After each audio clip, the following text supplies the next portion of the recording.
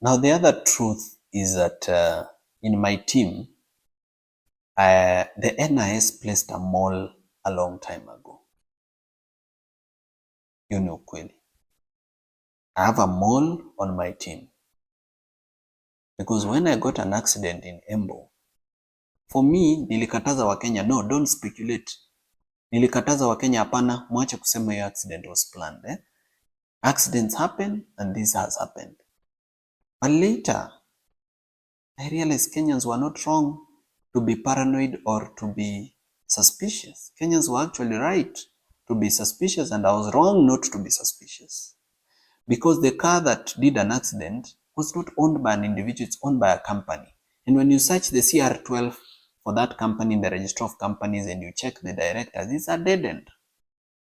The driver is somebody we've looked for, and we've not found him to date. Gari hata iko huko inaitwa ni Mukuruini police station. What is that place? Yes. To date, we've not found the driver.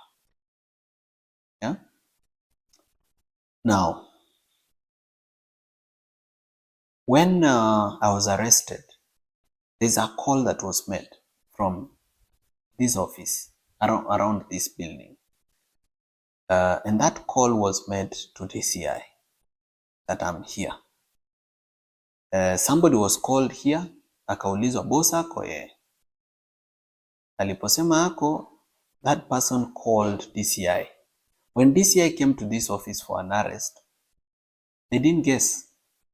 They didn't look for my office. Remember, this compound is so big with so many offices. But they didn't look for my office. They came straight to my office as if they already had the plan and layout of the building.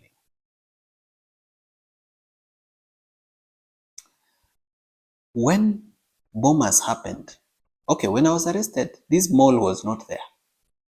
So whenever bad things happen, hakuangi anywhere near. Bombers, this person is a very close person in my team and should have been at Bombers, because kama naenda Bombers na team yangu imenijoin, mbona yeye ana miss na kwake ni karibu na Bombers? Mbona alikuja huku kwa ofisi mahali siko badala aende Bombers mahali ni karibu na hata mahali yeye anaishi? So the NIS placed a person in my team a long time ago. When you research this person's history, you are not able to know which primary school they went to, secondary school. They wiped their profile clean. And the best way to hoodwink Kenyans has been, this person pretends, to criticize the government, to say bad things, to expose projects so that we can trust this person. There's been an attempt to poison my food, and I'm thankful to God that it didn't happen. Na kama singejua that we have a mall, I think by now I would be dead. But I'm grateful to God and to the various Kenyans who've been sending me information, telling me be careful about this person. And I have now become very serious about my security. And now I have an advanced intelligence team that goes to the ground before I go to a public event and does, just checking what is the feeling among, For example, in Bomas, I walked into a public event which was organized by ODM and which people had been mobilized and paid money in buses, and where there were goons paid waiting for me because I had said I'm going to Bomas. I've never been attacked anywhere in Kenya because I've never said I'm going to this place. Sijai sema leo naenda Embu, ama leo naenda Githurai, ama leo naenda Kitengela, ama leo naenda Molot Bomet. I've never said it. Hata nikisemanga nasemanga tu I'll be in Rift Valley generally. But because these people knew I'm specifically coming to, KICC, which later turned to Bomas, they planned very well kuniua. But they didn't succeed. Because God is good and because there's a mission. God has given me a mission and I must complete it. That's why He has kept me alive. So from now on, Kenyans, wakati mnaangalia timu yangu na kuna mtu mnajua na mnajua ni mbaya, please don't keep quiet. Always raise alarm.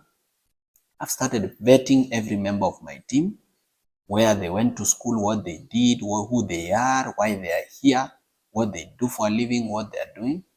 But Wakenya mnisaidie kwa hiyo mambo so that tusikue na malls kwa timu yetu.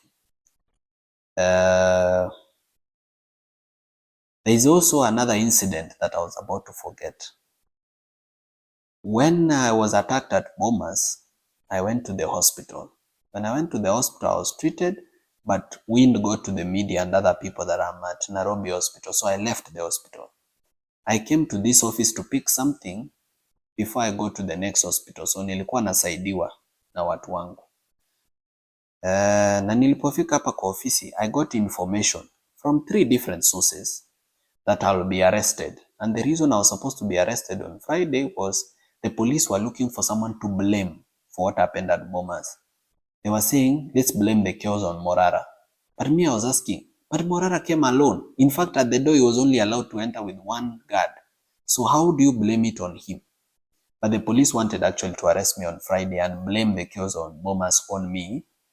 So because of that planned arrest, I decided to set a trap for the police. Because I knew they are tracking my phones, I said, nitawacha simu zangu hapa, I'll go without a phone. Let's see whether the police will come. And the police never came.